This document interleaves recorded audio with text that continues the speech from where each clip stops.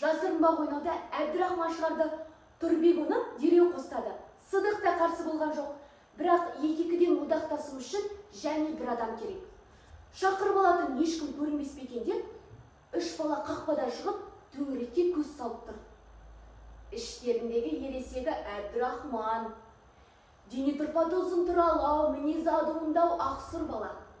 Тұрбек пен Сыдық екеуі төртіншіде оқиды. Біреу өзі тиіспесе, бұлар ешкімге шатақ іздеп ұрынбайтын басалқалы балалар. Көшенің арғы бетіндегі өз қораларының үстінде рогатка мен сотқар Алмабек торғай атқылап тұр. Аңдығаны теректердің сонау ұшқары басы. Бірлі жарым қонған торғай болса, атып тегіз алмай тұр.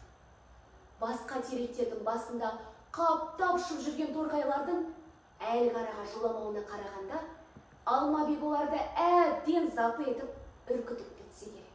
Алмабекті шақырсақ қайтеді, деді Әбдірахман.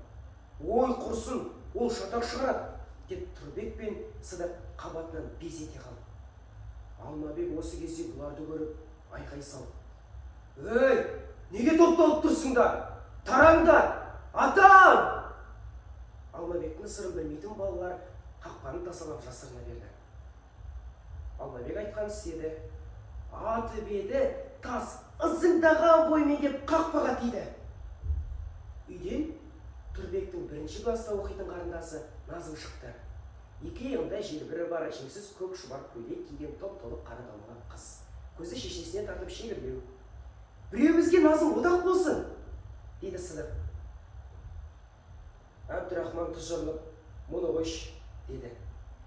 Әңгіме өзі жайында екенін Назым біле қойды да, балалардың қасына келіп, не айтып тұрсыңдар?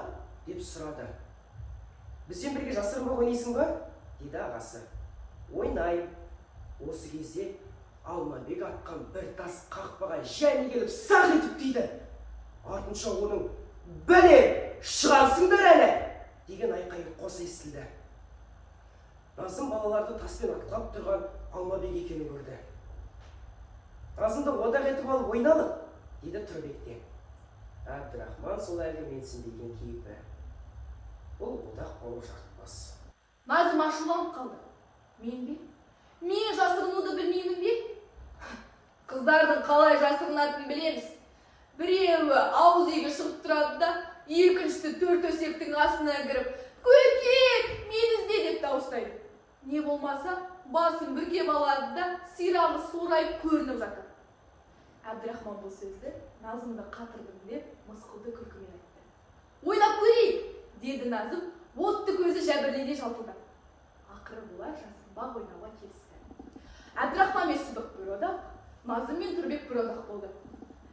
Жасырынатын жердің көлемі осы үйдің қора қопса ауласының іші болсын. Одан сыртқа шығып жасырынса, есептелмесін деп келісілді. Жеребе салысқанда жасырыну кезегі әуелі Әбдірахманға тиді. Ал Тұрбек пен Назым олар жасырынып болғанша үйге кіріп тұрды. Міне, енді іздеуге шығып келеді.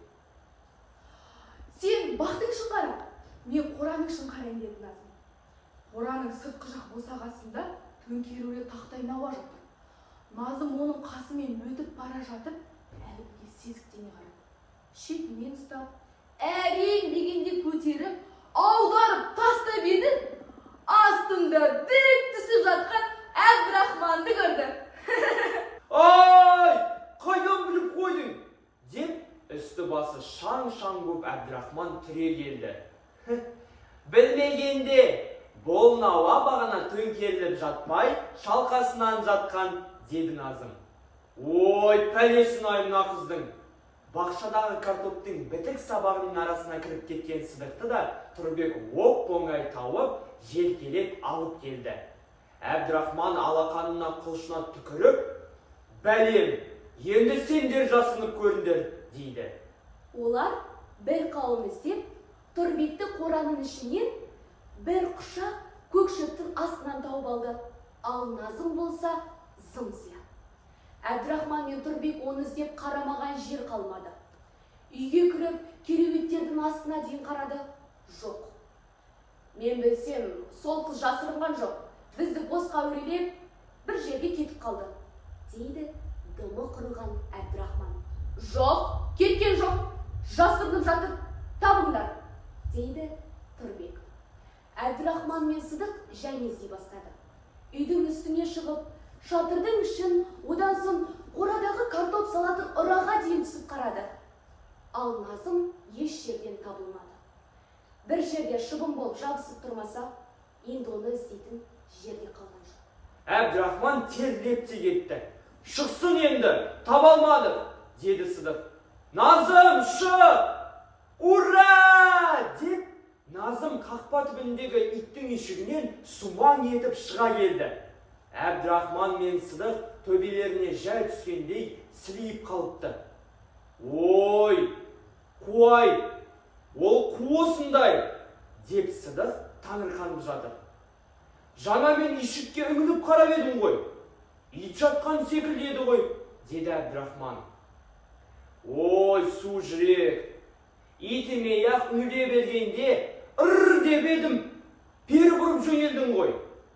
Назым мәз болып сылқ-сылқ күледі. Мен енді ойнамайым, жетеді, деп Әбдірахман сөлпиіп жөнеле берді. Ызаланып бара жатқаны кейпінен белгіледі. Ол қақпадан шыға берген кезде, байқа, Алмабек аңдып тұрмасын, деді Назым. Әбдірахман селк етіп те үлгермеді. Бармақтай бір тас құлағының дәл тұсынан зулап өтіп, қақпаға сақ етіп тиді. Әбдірахман Алмабектің рогаткасына тағы да тас салып жатқанын көріп, тез шегініп кетті.